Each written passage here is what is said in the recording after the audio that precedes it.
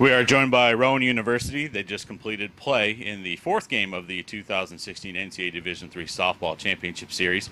We have with us shortstop Shilah Snead and head coach Kim Wilson. Coach, comments about today's game, please. Well, I thought I was happy with our composure coming back, scoring 6 runs. The frustrating part was we gave away the lead in the bottom of the inning.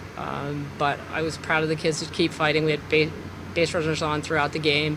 Couple double plays that may have turned into line drives up the middle were a big difference. We're ready to take it to the next game.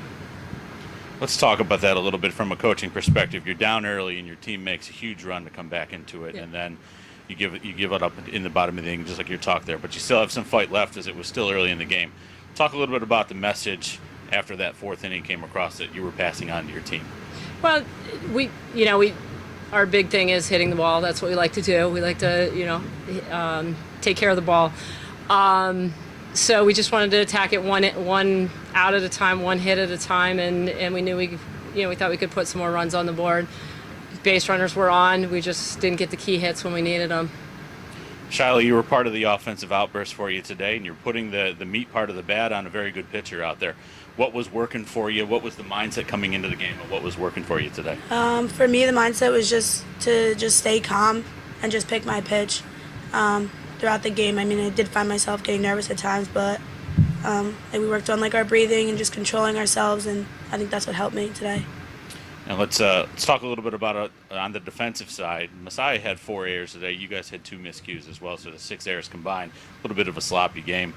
You play shortstop, so the general of the infield out there. Talk a little bit out there about how you're trying to help your team tighten up in between innings and know you've got work to do to go back out there and get some runs. I mean, I just make sure I tell them, stay calm. The game's not over until the bottom of the 7th inning is done. So, I mean, making sure that everyone is just staying up, staying positive and confident throughout the game. Is usually how we stay successful throughout the season. Now, from a player's perspective moving forward, and Coach, I'll have the same type of question for you coming up here. You've got a lot of games you need to win now going forward if the ultimate goal is to host that hardware at the end of Tuesday. Talk a little bit about, from a senior leadership perspective, about what the role is with you and the other seniors on the squad to keep this team in the moment about going from game to game. From here on out, I mean, at this point, you have nothing to lose. So it's from here, all we got to do is come out strong and just leave it out in the field every day.